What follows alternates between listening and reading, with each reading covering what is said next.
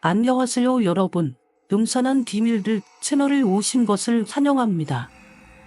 오늘은 전설이 아닌 실제로 한 사람이 겪었던 무서운 경험을 다룬 이야기를 함께 탐험해 보겠습니다. 저와 함께 이 신비로운 집의 끔찍한 비밀을 알아볼 준비가 되셨나요? 이 이야기를 통해 무서운 비밀을 밝혀봅시다.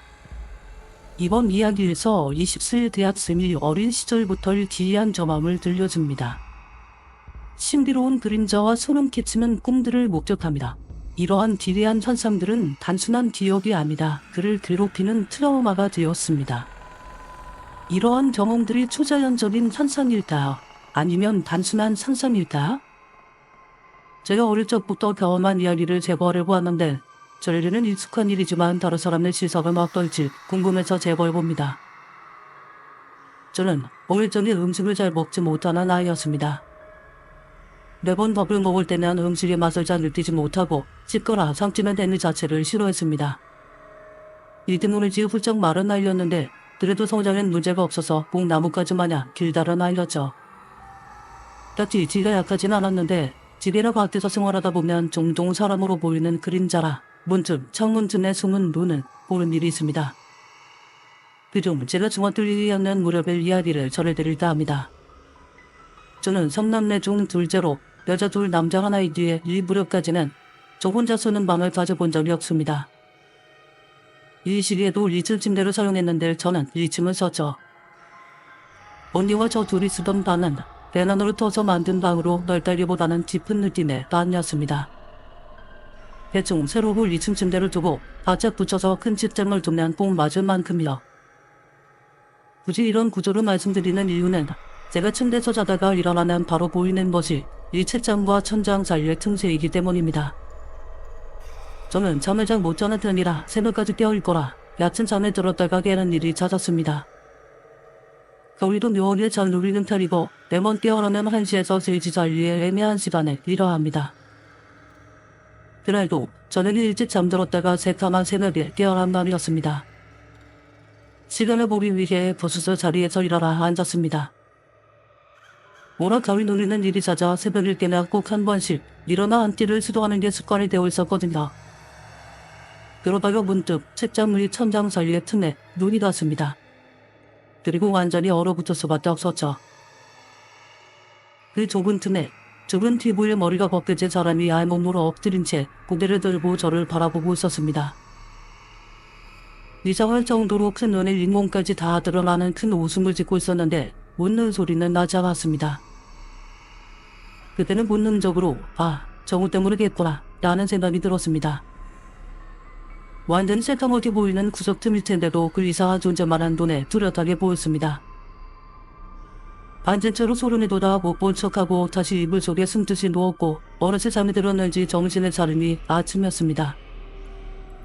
날때를 전혀 짐작할 수 없는 그 외양과 눈을 크게 뜬 젤스이 묻던 얼굴이 지금 이 글을 쓰고 있는 순간에도 뚜렷하게 떠오릅니다. 잠자면서 옛 꿈이를 뒤에는 지나치게 생생하고 아니랄기에 그곳에 회례를 입은 것도 아니었기 때문에 저는 그 일을 그냥 무서운 꿈 정도로 치부하고 있습니다. 적어도 제가 이제껏 본 귀신 중에 그렇게 쳐다보기만 하는 귀신은 없었던 것 같거든요. 이것만으로는 조금 짧은 것 같아 하라고 이야기해보겠습니다. 이번에도 2층 침대에서 일어난 일인데 그날은 언니가 수학여행을 가고 저 홀로 침대에서 자던 날이었습니다. 이날은 또 잠이 도통 오지 않아서 이불을 덮고 누울 채 폰이나 만지작거리고 있었죠. 그런데 갑자기 언니가 아내층에서 "이년이 한 번 죽어봐야 정신을 차리지." 라는 장구대를 너무 또박또박하게 하는 겁니다. 제가 언니랑 사이가 썩 좋은 편은 아니었기 때문에 저것이 미쳤나 하면서 무시하고 있었는데 목소리는 그곳으로 끝이 아니었습니다. 멀치를 다 뜯어버려도 정신을 못 차리나 아주 죽여버려야지. 니년이 도망쳐와야 내 손바닥 아니다. 이런 식으로 누군가를 저주하는 듯한 목소리가 새벽 내내 몰렸습니다. 근데 저는 정말로 언니가 미친 줄만 알았습니다. 그 소리를 생생하게 들으며 새벽 늦지야 잠이 들어 아침에 학교가 준비를 하기 위해 침대에서 내려왔습니다. 그리고 그제서야 똑바로 위험이 났죠. 그날 언니는 수학여행으로 집에 없었다고요. 대박, 제 침대 밑에서 누군가를 쓸어버린다는 끝없는 저주를 내린 것은 대체 무엇이었을까요? 비슷한 일화로 이번엔 언니가 겪은 일이 있습니다. 저는 자다가 갑자기 잠에서 깼는데 눈을 뜨고 보니 제가 1층 침대 난간에서 처지를 푹 숙이러 반쯤 매달린 채 언니를 내려가 봤다고 하더라고요. 물론 저는 그날 그런 짓을 한 적이 없었습니다.